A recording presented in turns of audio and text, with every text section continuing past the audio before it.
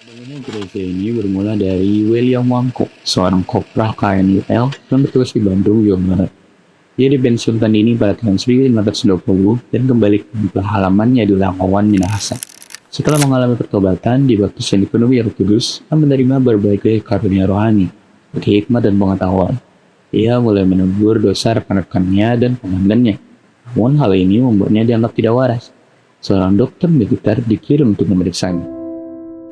Tapi justru ditemui Tuhan melalui William, sehingga sang dokter mengumumkan surat keterangan gangguan jiwa dan William pun dipulangkan ke Langawan.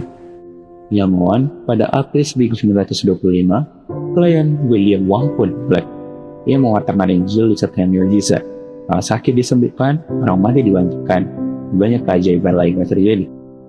Jemaat yang mengalami kebangkitan waktu itu adalah Bapak Habel Lumangkun, warga desa Amongena, Langawan. Ia masih hidup sampai 10 tahun lagi.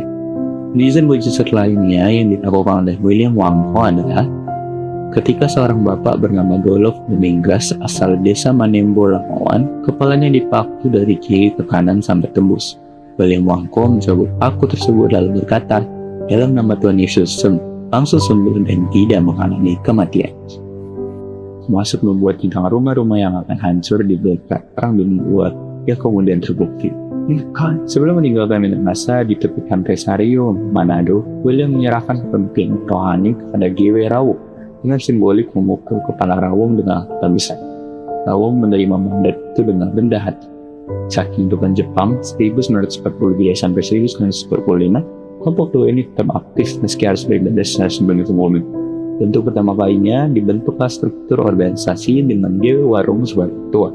Dalam tergabungan doa dan puasa, urusan Rawung bertemu dengan Dok DS Rewa yang menyarankan atau didirikan gereja independen dengan nama Maranatha, yang artinya adalah Tuhan Yesus datanglah, serta menyusun AD atau AFP. Pada akhir tahun 1951, nama Bahtera Injil II resmi diubah menjadi Grey Kristen Maranatha, di mana AD AFP disusun oleh Pendeta Abe Tering, menandai lahirnya organisasi gereja ini secara resmi. Dasar teologi Gereja Kristen Maranatha Indonesia adalah Alkitab sebagai firman Tuhan, Injil Yesus Kristus sebagai berita keselamatan, dan pengakuan akan kuasa Roh Kudus yang menghasilkan mukjizat.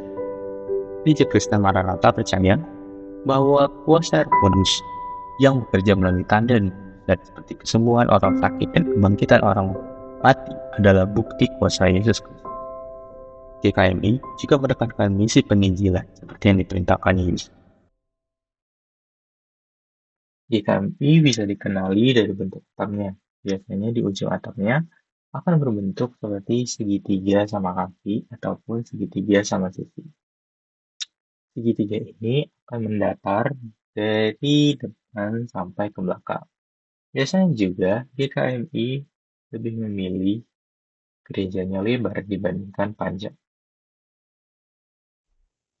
GKMI bisa dibilang sebagai satu aliran gereja yang masih kecil di Indonesia. Ini membangun gereja di daerah-daerah terpencil menjadi sebuah struggle yang sulit dihadapi. Sebagai contoh adalah kasus dari Pendeta Robert di Sulawesi Utara. Nama saya Pendeta Muda Robert Rinding, tempat pelayanan kepada 7 desa Sumberada. Puji Tuhan dipercayakan 4 anak dalam pengembalaan di kepada 7 ini.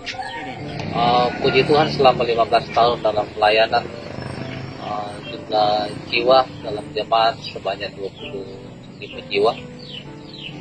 Dengan keadaan kondisi gereja yang sekarang ini, harapan kami sebagai gembala sidang supaya secepat mungkin ada donatur yang bisa membantu dalam pembangunan, sebagaimana keadaan kondisi yang sekarang ini sangat membutuhkan